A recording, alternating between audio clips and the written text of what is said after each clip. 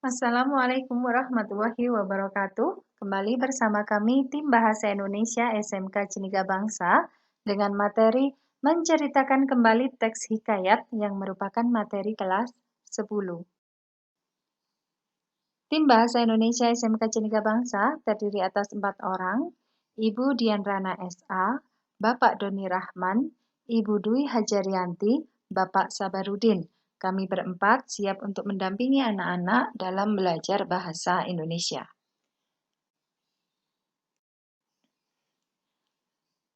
Langkah-langkah menceritakan kembali teks hikayat ada 5. Yang pertama, membaca atau mendengar hikayat secara keseluruhan. Yang kedua, mencatat tokoh dan penokohan dalam hikayat yang dibaca. Yang ketiga, mencatat alur hikayat.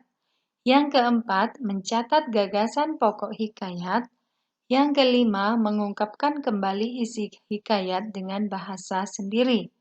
Nah, kali ini kita akan belajar menceritakan kembali teks hikayat sesuai dengan langkah-langkah tersebut. Ini adalah contoh petikan dari teks hikayat yang berjudul Indra Bangsawan. Saya bacakan ya.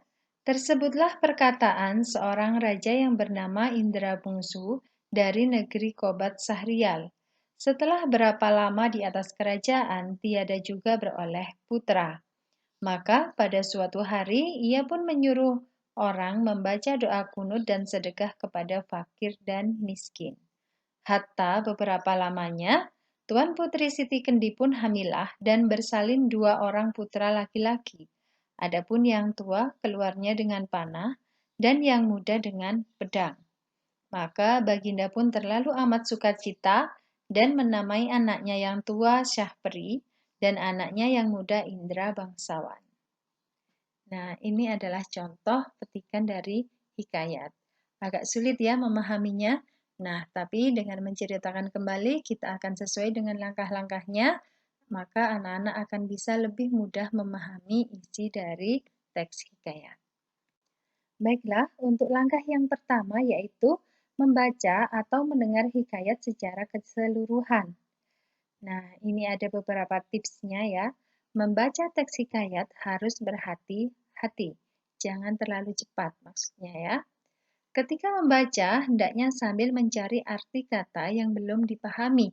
Misalnya kalian tadi ada kata-kata hatta, ada kata-kata tersebutlah yang kalian masih belum paham, boleh kalian catat, kemudian kalian cari artinya. Boleh menggunakan kamus atau boleh menggunakan mesin pencari Google atau Yahoo juga boleh, ataupun yang lain. Membaca teks hikayat dilakukan berulang-ulang. Nah, ini agar memudahkan pemahaman. Kemudian, jika harus mendengar, maka tipsnya adalah saat mendengar pembacaan teks hikayat harus menyimak dengan baik. Mencatat kata-kata yang belum dipahami saat mendengarkan pembacaan teks hikayat. Mendengarkan pembacaan teks hikayat boleh berulang-ulang. Jadi intinya hampir sama ya. Ketika membaca ataupun mendengar, kalian boleh melakukan itu berulang-ulang. Ini adalah contoh yang tadi ya. Coba kita baca sekali lagi, karena kalau tadi kalian masih mendengar atau membaca satu kali, maka kita ulangi lagi sekali lagi untuk bisa lebih memahami isi teks hikayat. Tersebutlah perkataan seorang raja yang bernama Indra Bungsu dari negeri Kobat Sahrial. Setelah berapa lama di atas kerajaan, tiada juga beroleh putra. Maka pada suatu hari, ia pun menyuruh orang membaca doa kunut dan sedekah kepada fakir dan miskin. Hatta beberapa lamanya, Tuan Putri Siti Kendi pun hamilah dan bersalin 2 orang putra laki-laki. Adapun yang tua keluarnya dengan panah dan yang muda dengan pedang. Maka Baginda pun terlalu amat sukacita dan menamai anaknya yang tua Syahperi dan anaknya yang muda Indra Bangsawan. Nah, kita sudah 2 kali membaca teks ini. Sudah lebih memahami kan? Kita lanjutkan ke langkah yang kedua. Mencatat tokoh dan penokohan dalam hikayat yang dibaca. Mencatat tokoh dan penokohan memudahkan dalam mengingat-ingat alur cerita dalam hikayat. Karena dengan ada tokoh ini, oh ini yang ini. Oh, Tuan Putri Siti Kendi itu yang permaisuri. Nah, seperti itu. Tokoh merupakan persona yang diceritakan dalam hikayat. Penokohan merupakan karakter yang dimiliki tokoh dalam hikayat. Itu bedanya tokoh dan penokohan. Saya kira anak-anak pasti bisa membedakan ini ya. Nah, tokoh dan penokohannya ada Raja Indra Bungsu yang merupakan seorang raja bijaksana. Kemudian Tuan Putri Siti Kendi yang merupakan permaisuri. Syahperi, anak kembar tertua. Anaknya tadi kembar ya. Kemudian yang lahir, yang tua itu namanya Syahperi, lahir bersenjata panah. Indra Bangsawan, anak kembar muda, lahir bersenjata pedang. Nah, mungkin kalian di sini bingung ya, kenapa ada anak yang lahir kemudian sudah ada senjatanya. Nah, karena cerita hikayat sudah diceritakan di awal pertemuan mengenai teks hikayat, yaitu fantasi atau fiksi. Maka bisa saja hal-hal yang tidak masuk akal juga diceritakan. Langkah yang ketiga yaitu mencatat alur hikayat. Alur merupakan urutan cerita, bertujuan memudahkan dalam melakukan penceritaan kembali.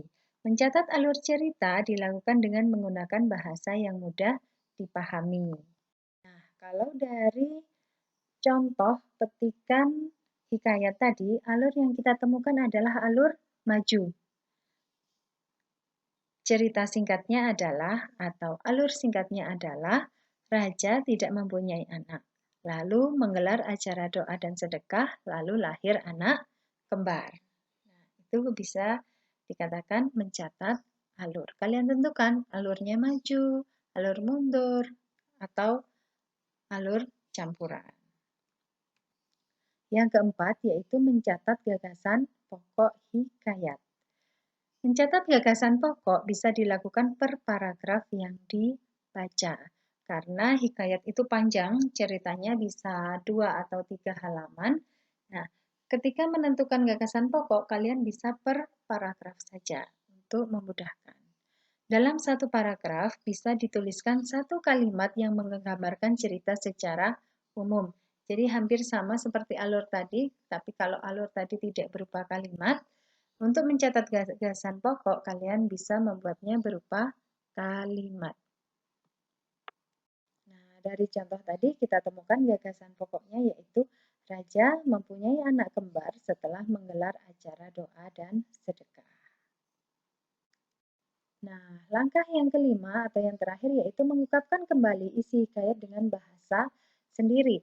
Setelah kita merangkai mulai awal sampai akhir, maka sudah waktunya di langkah yang kelima yaitu mengungkapkan kembali isi hikayat dengan bahasa sendiri.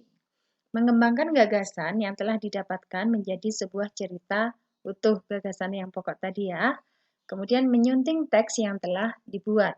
Menyunting itu sama dengan mengoreksi, jadi setelah kalian membuat teks, menceritakan kembali isinya, kalian koreksi ejaan, tanda baca, apakah sudah tepat.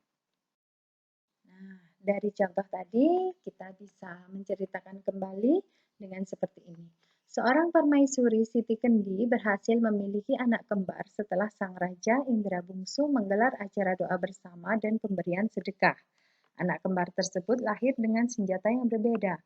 Anak tertua diberi nama Sahperi memiliki senjata panah. Anak yang muda diberi nama Indra Bangsawan memiliki senjata pedang. Nah, bagaimana? Sudah kelihatan bedanya ya teks hikayat yang asli dengan yang menceritakan kembali menggunakan bahasa sendiri.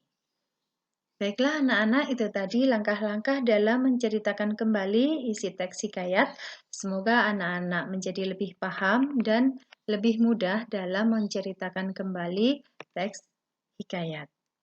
Terima kasih atas perhatian anak-anak semua. Selamat belajar. Wassalamualaikum warahmatullahi wabarakatuh.